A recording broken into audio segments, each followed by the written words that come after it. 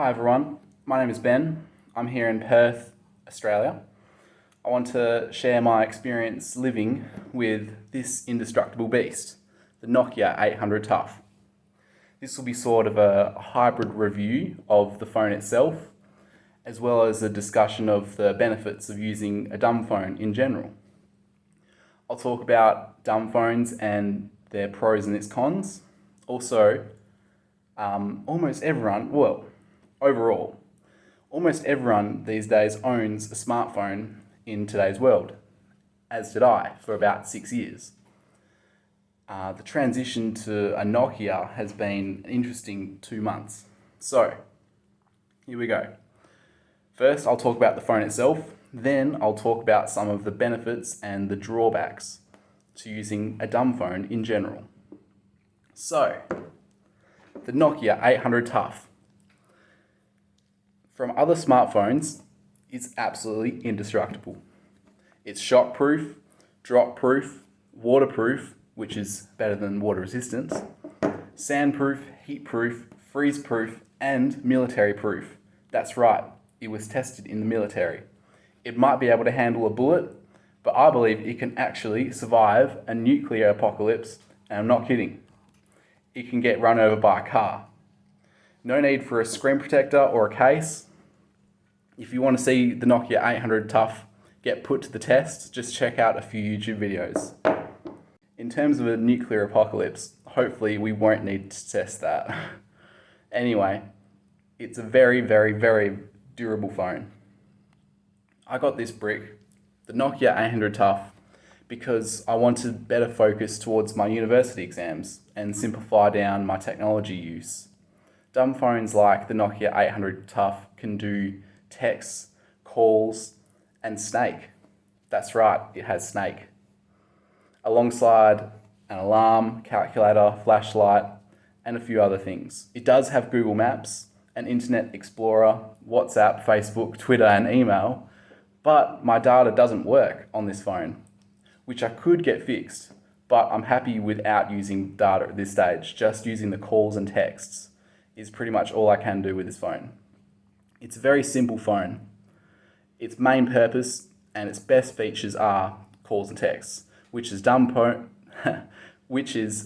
Phone Pro number 1. Con number 1 is if you do get an internet connection, those apps of Facebook, Twitter, Internet Explorer, and email, they suck. They're very slow and inconvenient. You will want to use your laptop instead, which is a pro in itself. So Dumb Phone Pro number 2 is you will want to use your laptop for emails, the internet, and a social media check. Therefore, you'll be less distracted by your phone. Your phone is pretty much for calling and texting. Emails and maps, you can handle them with your laptop. Side note, for people who own a dumb phone, if you have an old smartphone, it's a good idea to download and keep Google Maps, because this will turn your device into an awesome GPS, because it can be used offline.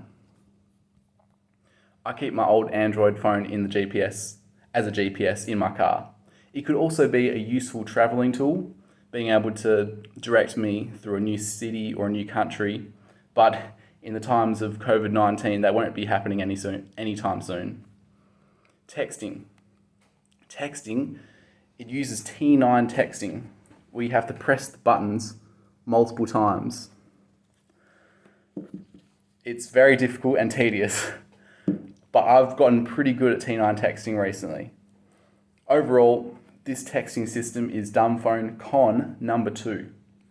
It's very difficult and a bit annoying. However, it's also a pro depending on how you look at it. You will need to concentrate on texting. Many times it will take a few minutes to send a text. Trust me, you will not want to multitask when you need to text.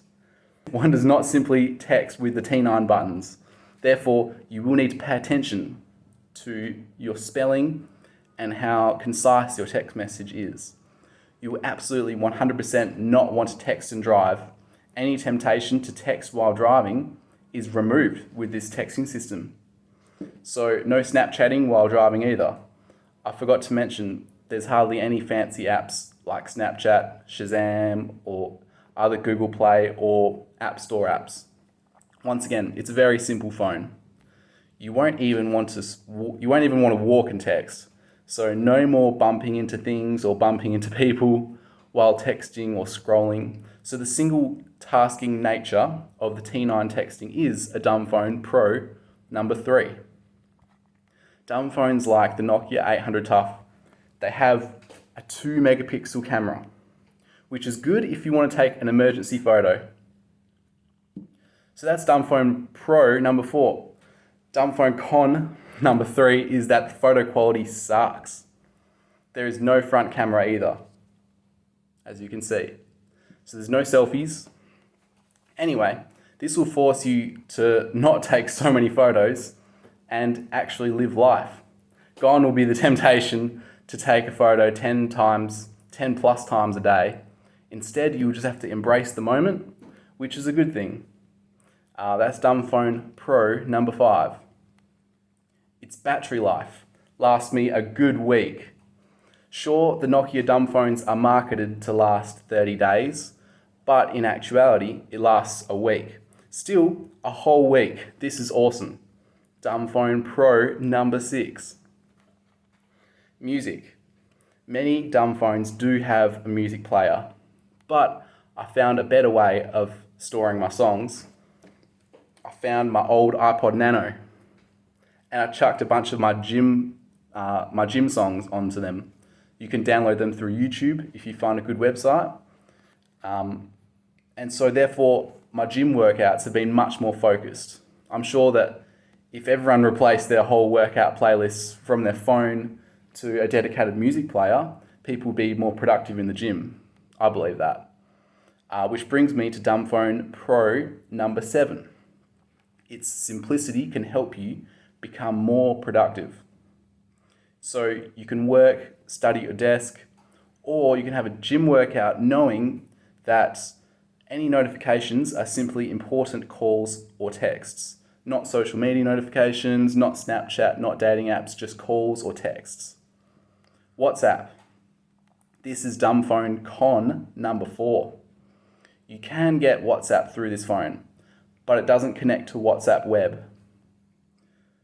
And if you have no data at all, like me, then it won't work when you're out and about.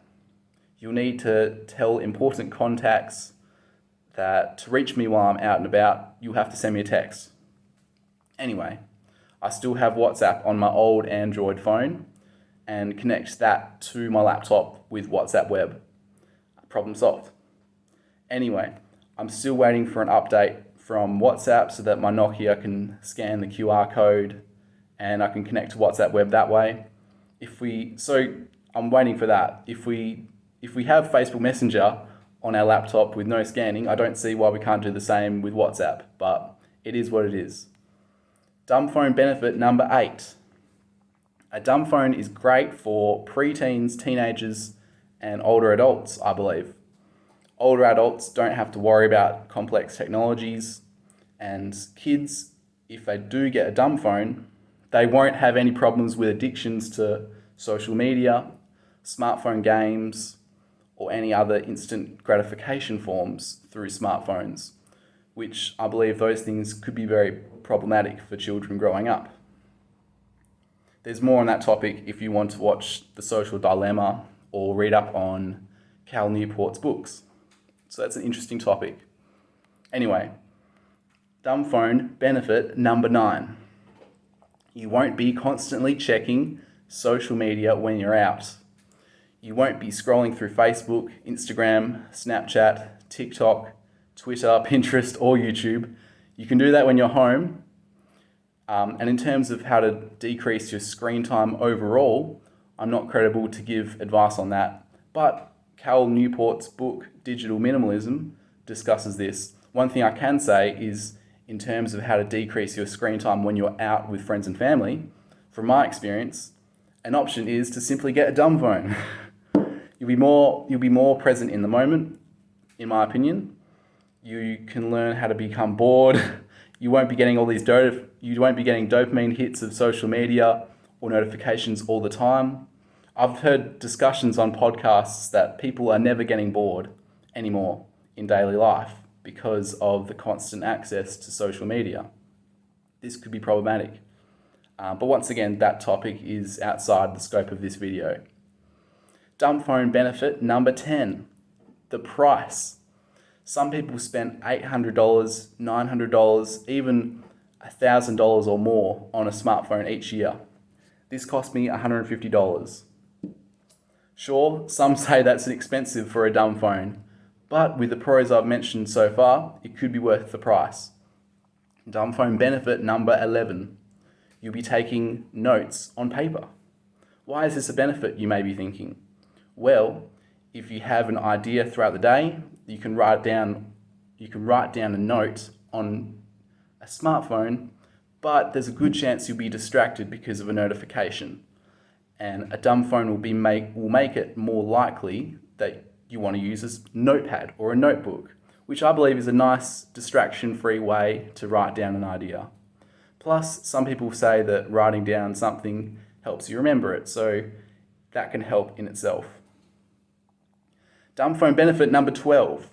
You control the phone. The phone doesn't control you. I know this sounds vague, but because of a dumb phone's simplicity, you use the phone for a purpose, for calls and for texts. You don't fall victim to heaps of notifications and distractions. I believe you have more control over a dumb phone than a smartphone, in my opinion. Overall, you can do whatever you want. I'm not telling everyone to get a dumb phone, but hopefully people can realize that dumb phones come with these pros and cons, and you're not going to die if you replace a smartphone with a dumb phone.